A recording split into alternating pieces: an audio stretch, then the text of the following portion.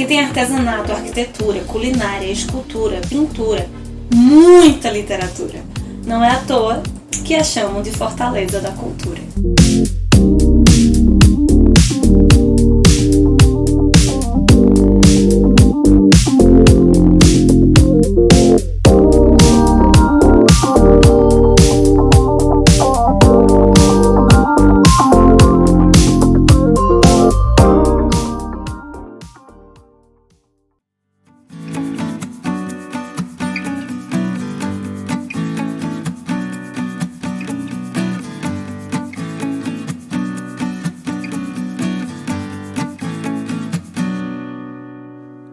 O que temos para hoje são os Cicidocinéias. Eu sou a Larissa Bertolini e você está no Uma Garota Quixotesca, um canal que se propõe a falar de literatura, não só resenhando e comentando os livros, mas encontrando a literatura para fora dos espaços da biblioteca ou dos nossos quartos, mais propriamente. E como prometido, nós vamos ter mais vlogs com cara de vlog mesmo este ano. O primeiro vlog sem ser de apresentação, porque ele é muito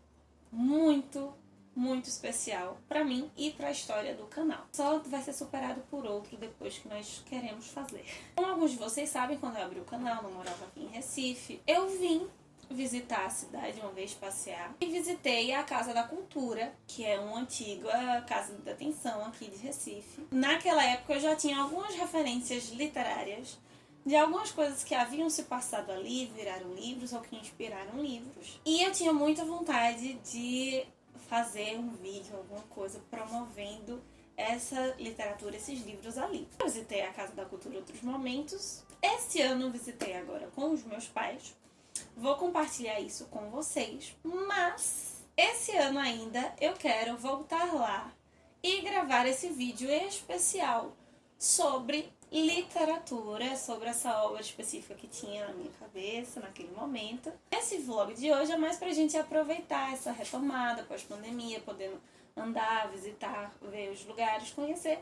E aí eu vou compartilhar um pouquinho desse lugar com vocês. Eu vou primeiro comentar um pouco sobre a questão do espaço físico junto com o contexto histórico, depois o contexto histórico relacionado a arte, as outras artes, porque o espaço físico já tem uma força arquitetônica muito forte. E por fim, algumas reflexões que eu tive visitando novamente a Casa da Cultura com os meus pais. Tudo isso para não só compartilhar esse momento especial, mas para valorizar e convidar você para vir ver também algo tão importante, especial da nossa cultura, seja você pernambucano ou não. E também juntos pensarmos no tema que eu vou propor para você no final do vídeo. Vamos pensar que antigamente, bem antigamente mesmo, séculos atrás, as prisões tinham outros critérios, né, sobre segurança e resistência, para que os prisioneiros ficassem ali e tudo fosse mantido na devida ordem. A Casa da Cultura, ou no caso, a antiga Casa de Detenção do Pernambuco, foi inaugurada em 25 de abril de 1855, ou seja, ainda no século XIX, às margens do Capibaribe, obviamente para dificultar ali, parte cercada de água, não tem como fugir, e a Ponte Velha, no caso, a Ponte 6 de Março, e preste atenção nesse fator, porque isso vai ser muito importante para que a Casa de Detenção deixe de ser uma casa de detenção. O projeto arquitetônico foi feito por Mamed Alves Ferreira, um arquiteto importante aqui da nossa história. Ele é o mesmo arquiteto que fez o ginásio pernambucano, por exemplo. Então, alguns marcos na nossa estética vêm por meio dele. Só que o Mamed seguia um padrão penitenciário daquela época, com muita influência francesa, chamado Panopticon, que era mais moderno. Veja, estamos aí na metade certinha ali do século XIX, então algumas coisas já estavam sendo problematizadas sobre as funções das prisões na sociedade. E a arquitetura da Casa de Detenção do Recife vai se inspirar nisso também. Ela é dividida em direção aos 4 pontos cardeais, com 3 pavimentos, um saguão central e uma cúpula, né? Vão resumir ali, de certa forma, a sua estrutura, pensada para ter, do início, 3 presos por cela. Mas, né, estamos tratando de Brasil. De acordo com a própria instituição da Casa da Cultura, o número máximo máximo de presos, de detentos por cela foi de 8, levando a um total de praticamente 1.000 prisioneiros naquele lugar. E se nós olharmos hoje, porque nós temos acesso à estrutura original, em parte, o tamanho da cela, e entender que são 8 prisioneiros, e pensar no sistema carcerário brasileiro atual, uma grande vitória da dignidade dos direitos humanos naquele período, pensando com os olhares de hoje. Né? Os direitos humanos não eram pensados como hoje, muito menos nas condições que aquela prisão foi criada. Além de ser inovadora no ponto arquitetônico, ela também vai ser, sim, no ponto humanístico, porque a ideia da Casa de Detenção do Recife era para uma reinserção dos detentos na sociedade. Então, eles ali desenvolviam atividades, primeiro para não ter um período de ociosidade, mas que já contribuísse tanto para a manutenção da Casa de Detenção, quanto para a manutenção da comunidade ali nas suas proximidades. Eles produziam pães para serem distribuídos na comunidade vizinha. Eles confeccionavam pentes de chifres, coleção de jogos de botões, inclusive os Vassourinhas, que é o primeiro clube carnavalesco importante na história do frevo aqui em Pernambuco. O primeiro estandarte do Vassourinhas foi também confeccionado, foi bordado ali na Casa de Detenção. Além disso, eles tinham momentos para praticar esportes como futebol, por exemplo, ou para ter acesso à biblioteca. Mas isso tudo que nos conta são os acervos do século XIX. No século XX a história vai mudar um pouco. Pensando que a Casa de Detenção só deixa de ser de fato uma prisão na década de 70, então nós entendemos que, sim, ela pegou parte da ditadura após o golpe de 64. Tanto é que em 2011 foi anexada uma placa em homenagem, em memória, as pessoas que ficaram presas, foram mortas e especialmente torturadas durante o regime autoritário naquele ambiente. Por essas celas e escadas feitas sobre o olhar de uma médica, essa influência revolucionária estética, passaram nomes como Gregório Bezerra, que era deputado e foi dirigente do Partido Comunista Brasileiro, era oposição durante aquele período do regime, então foi colocado ali na prisão. Paulo Cavalcante, também um nome muito forte dentro da Revolução, especialmente do jornalismo que denunciava as atrocidades do regime. O cangaceiro Antônio Civiano e, na área da literatura, nós temos Graciliano Ramos. Se você se recorda de Angústia ou já leu Memórias de um Cárcere, sim, o Graciliano ficou preso aqui. Parte do que há naquele livro foram de experiências vivenciadas aqui na prisão no Recife e outras na prisão no Rio de Janeiro, da qual ele foi enviado após sair, foi transferido justamente daqui da Casa de Detenção do Recife para outra prisão no Rio de Janeiro. Todos esses nomes conhecidos, dentre outros, a única cela que hoje está lá sinalizada, que foi a cela onde ficou um deles, é a cela do Gregório Bezerra. Ela fica no Raio Oeste, é a cela de número 211. Visitando tanto o espaço físico, a Casa da Cultura em si, quanto o site deles, e as diversas informações que você tem lá, fica muito claro essa divisão entre duas fases. Uma fase onde as pessoas eram preparadas para serem reinseridas em uma fase de repressão. Casa da Cultura funcionou como casa de detenção, como prisão, até 1973, ou seja, ela foi prisão durante 118 anos. O governador Heraldo Gueiros Leite, ele retira todos os prisioneiros que ainda estavam na Casa de Detenção, manda-os para a ilha de Itamaracá, o forte, e fecha a prisão. Lembra que eu disse no início que no final das contas ela acabava sendo bem localizada? Que estava próximo à estação central, à ponte, ao rio.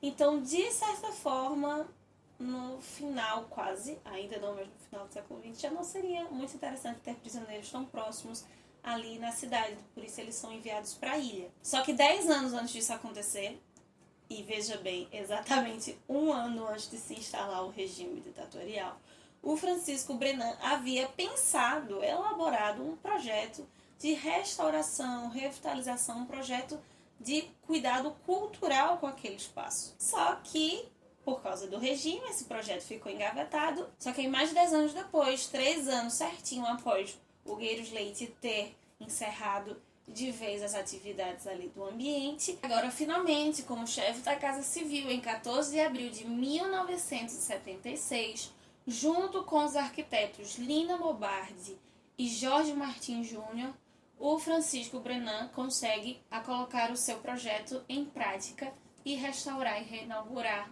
agora não mais Casa de Detenção do Recife, mas Casa da Cultura de Pernambuco. Isso tudo com altas doses da estética neoclássica. Agora, um ambiente que antes se propunha a reeducar e reinserir os homens na sociedade era repaginado e reinserido de uma nova forma, também de uma forma mais agradável na sociedade. E em 1980 ela acaba sendo tombada como patrimônio histórico e artístico do estado de Pernambuco. Hoje, a Casa da Cultura ela tem um lema de a cultura é nossa e a casa é sua, né, fazendo uma paráfrase com o ditado popular, para propagar essa cultura das mais diversas formas possíveis. Não à toa, eles mesmos colocaram sob a instituição, né, a alcunha de Fortaleza da Cultura. De acordo com a instituição, hoje, a Casa da Cultura possui mais de 110 lojas. Estariam ali, né, distribuídos todas essas artes diversas que vocês conseguem ver no vídeo. Artesanato, o nosso bolo de rolo também é um patrimônio, livrarias de livros diversos, livrarias voltadas especificamente para cordel, um acervo musical riquíssimo, que você também tem um acesso mais amplo através do site, o Teatro Clênio Vanderlei e o Palco Nelson Ferreira, onde ocorrem diversos eventos culturais, além de ser o lugar onde você encontrará a sede de vários movimentos sindicalistas. E é muito interessante pensar nisso, porque são entidades que hoje defendem e buscam defender exatamente pessoas que anteriormente, especialmente no século XIX e no início do século XX, estariam ali presas por defender estas questões, como os sindicatos do Movimento Negro Unificado, dos anistiados políticos. Sendo a Casa da Cultura, ali você encontra também a sede dos artesãos da região metropolitana do Recife, dos artesãos de Pernambuco. O dia que eu e meus pais visitamos a Casa da Cultura foi um domingo, então o movimento era menor. Grande parte das lojas do segundo andar estavam fechadas. E não só porque é um domingo, mas também devido ao fato da pandemia ter diminuído o fluxo. Mas isso já está sendo retomado. Eles seguem bem direitinho os protocolos, tudo direitinho. É um lugar que não dá para ir só uma vez. São tantas coisas, tem tanta história, tanta cultura, tantas expressões e produtos culturais dos mais diversos possíveis, além dos eventos rotatórios. A gente tem que ficar indo lá sempre mesmo, repetindo. Diferente de grande parte dos museus, lugares assim que promovem cultura em Recife, ela não fecha às segundas-feiras, porque não é apenas um lugar de cultura, mas também é um lugar de comércio, então tem essa abertura. Ela abre todos os dias às 9 horas da manhã, sendo que de segunda a sexta funciona até às 7 da noite, no sábado até às 6 da tarde e no domingo até às 2 da tarde. A entrada é gratuita, só é necessário pagar o estacionamento. Os dados pré-Covid mostram que eles recebiam de 500 a 70 pessoas diariamente no período de baixa temporada e na alta temporada até 3.000 pessoas por dia. Além de estar sinalizado na cela 211, que ali foi onde o Gregório Bezerra ficou, apesar de a cela 211 hoje ser uma loja, tem uma cela que está aberta, que nós podemos entrar, ela está conservada para o público, como era naquele período. Inclusive, nela é possível encontrar desenhos de autoria desconhecida, mas desenhos na parede feitas por algum prisioneiro. Em todos os 3 pavimentos maiores você tem uma sequência de banners dos 2 lados, tanto esquerdo quanto direito, explicando várias coisas sobre a história, sobre a construção da Casa da Cultura. Logo na entrada, onde tem o saguão central e a cúpula de onde os detentos ouviam, né, os comandos, nós temos um romance estrutura de poema, tá? Não um romance próprio. É escrito em homenagem ao Frei Caneca, de um lado. Isso na parte alta, na visão, inclusive, de quem estaria nesta plataforma. E, paralela, de frente, nós temos 2 painéis pintados pelo Cícero Dias, das revoluções, da Revolução de 1917 e de 1924, no qual o Frei Caneca ali teve grande participação. O Frei Caneca foi um religioso que também foi revolucionário, que pregava os ideais de igualdade e fraternidade entre as pessoas, de igualdade social. Ele foi preso por causa disso e quando ele saiu da prisão ele continuou cada vez mais lutando contra a opressão e apoiando a revolução para desligar Pernambuco e algumas outras partes do Nordeste do Brasil. Além disso, já que nós estamos pensando em 1922, muito esse ano, o Cícero Dias, né, esses painéis também são uma excelente demonstração, não só da nossa cultura, da nossa arte plástica pernambucana, mas também do que o modernismo fez aqui por cima, né? Fala muito do 1922, da galerinha lá de baixo, mas nós temos o Manuel Bandeira, temos o Cabral,